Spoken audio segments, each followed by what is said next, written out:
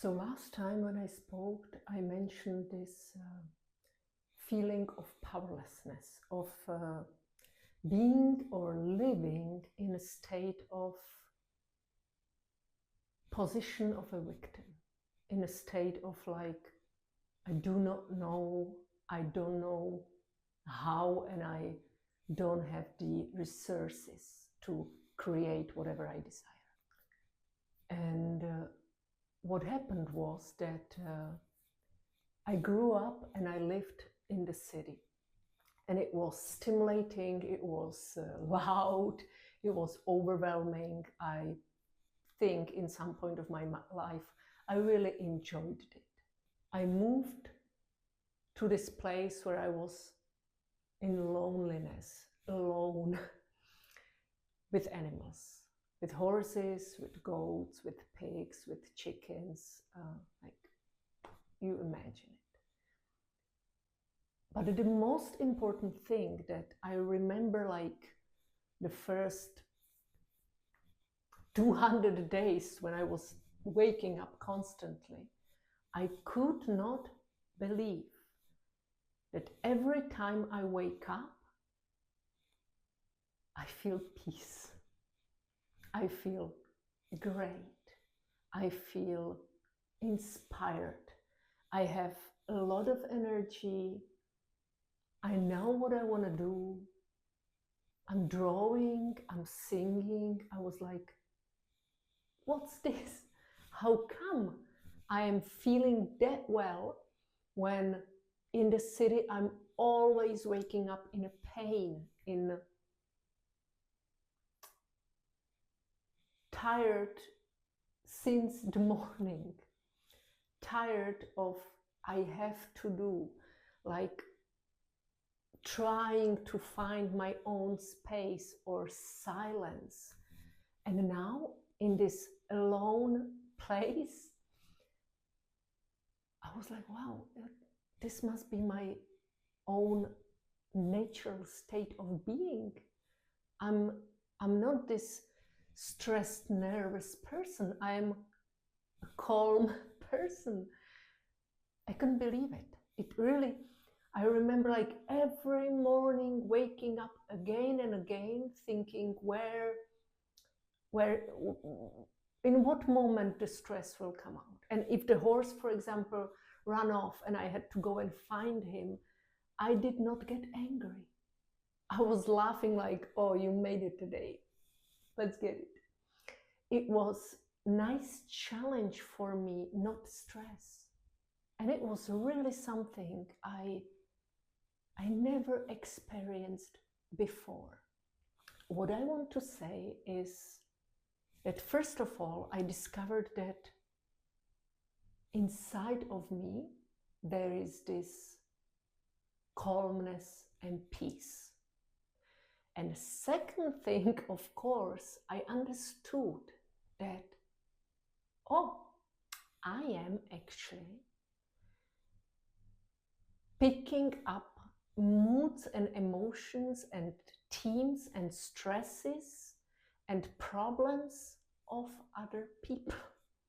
Because, for example, when a post office or somebody came for short period of time, brought me food for the animals, or veterinarian came to check their shoes or something like that, it could have been like half an hour or hour, and I was already not in the harmonious state. I was like moving like this ocean with the waves, and it took me again like 2 days to calm down and to make this assumption, or I would say to count correctly inside of me what is mine and what is not mine. I was doing this internal operation of separating what came inside of me and what is really mine, and what came inside of me and it is not mine to deal with. So I can like thankfully but put it away. And when I had done that, I felt this peace again. So the great thing was that when I went groceries, for example, I had this time to see the differences of my inside. What's happening? Why am I reacting on their words and on the words that they are saying and on the thoughts that they are thinking, which is not connected? There might be inner conflict that I'm picking up, this inner conflict. That was mind-blowing for me, because of course there was this third step with animals, especially with horses. I understood that they are offering me, here you see me, I'm this horse, and what I'm expressing, what I'm giving you in my behavior is in alignment with what is inside. So I started to understand that the animals are offering me truthfulness, and human beings would probably, most of them, like to, but because they have inner conflicts, they are saying things, thinking something different, feeling something different, and I'm confused because I pick it up. So, and there was not a human being that would be clear in their action and in their words. I'm sure there is somebody in this world, but in that time when I was there, I didn't know anybody like that. So horses were for me like I was for them a clear mirror. They were clear for me, so I could trust them easily because they were showing me the truth. Well, and the fourth step that was in this loneliness, the hardest one, was that after like the years were going past, I understood that my friends are looking at me, my friends' horses are looking at me and telling me, you have to go back. You are not a horse. You are human.